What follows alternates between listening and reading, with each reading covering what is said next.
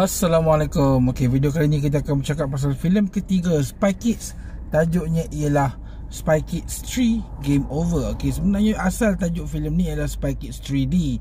Sebab filem ni tujuan dia ialah dikeluarkan untuk 3D punya teknologi. Ketika filem ni keluar memang teknologi 3D memang tengah famous. So waktu tu kita masuk pawagam pakai spek kan. Tapi sekarang orang dah tak tengok sangat pawagam dengan 3D ni sebab 4K, 8K dah bagi feeling 3D tu dekat kita. Okay, aku tonton filem Spy Kids 3 Game Over ni dekat HBO Go. Tapi sebelum kita bercakap lanjut lah pasal filem Spy Kids 3 ni, kita intro dulu.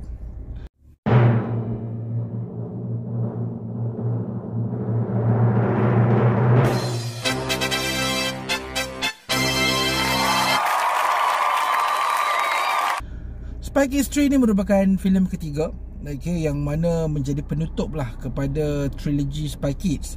Filem ni ada filem keempat, Spy Kids ni ada filem keempat. Tapi filem keempat tu dia macam stand alone. Dia tak berkait lah dengan trilogi yang Carmen and Juni ni kan.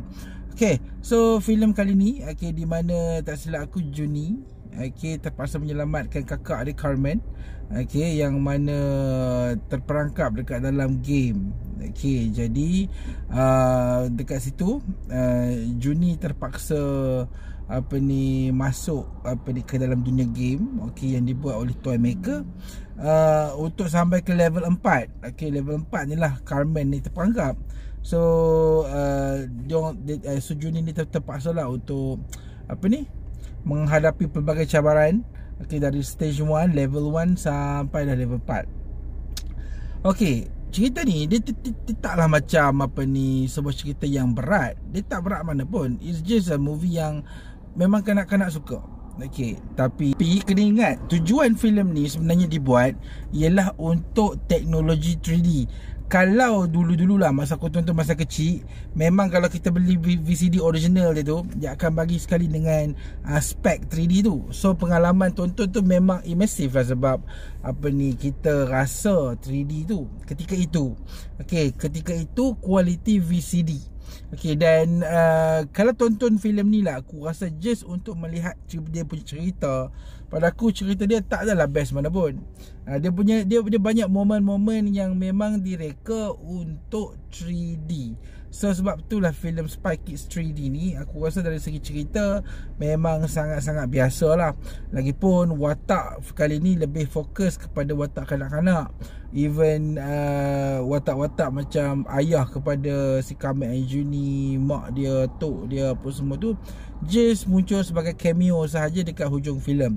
Kehadiran Sylvester Stallone sebagai watak jahat pun tidaklah memberi gambaran yang filem ni akan jadi ganas pun. Tak, dia jadi filem yang memang mesra kanak-kanak, santai. Dan aku rasa filem ni kalau nak bandingkan lah, jika ditonton secara kosong, tanpa 3D punya elemen, tak pakai spek, aku rasa filem ni akan jadi filem yang pada aku mempunyai cerita yang paling biasa di kalangan trilogi Spy Kids lah. Maknanya filem ni dia taklah menarik mana pun dari segi cerita dia. Cuma kalau nak tengok elemen 3D tu, yes, movie ni memang ada elemen 3D yang boleh dikatakan agak menarik.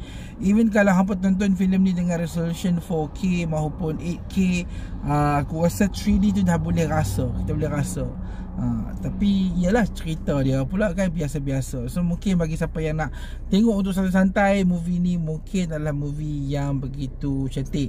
Dari segi CGI, aku rasa this one is better dari segi CGI instead of kalau bandingkan dengan Spy Kids The Islands of Lost Dream. Okay, dia macam filem ni okey lah, banyak elemen-elemen green screen yang memang sebab dia orang berlakon dalam dunia game kononnya. So elemen green screen tu banyak, dan elemen tu sebenarnya nampak hidup kalau kita tengok dalam 3D. So aku rasa filem ni aku bagi 2 bintang lah. Sebab aku nak tengok cerita ni sebagai seorang adult, aku nak tengok cerita yang ada cerita.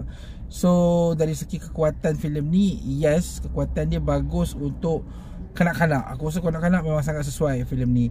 Kalau kata siapa yang nak tengok untuk cerita, aku rasa movie ni tak sesuai, tak menarik langsung. Ada something missing daripada dua filem yang sebelum ni. Tapi sebagai sebuah filem kanak-kanak, Spy Kids still sesuai untuk ditonton sebagai sebuah filem keluarga. Cuma aku rasa filem pertama dengan filem kedua is better than this one. Okay, so aku rasa itu sajalah review ringkas aku berkenaan dengan filem Spy Kids 3 ataupun 3D Game Over. Kita jumpa lagi di video akan datang. Assalamualaikum.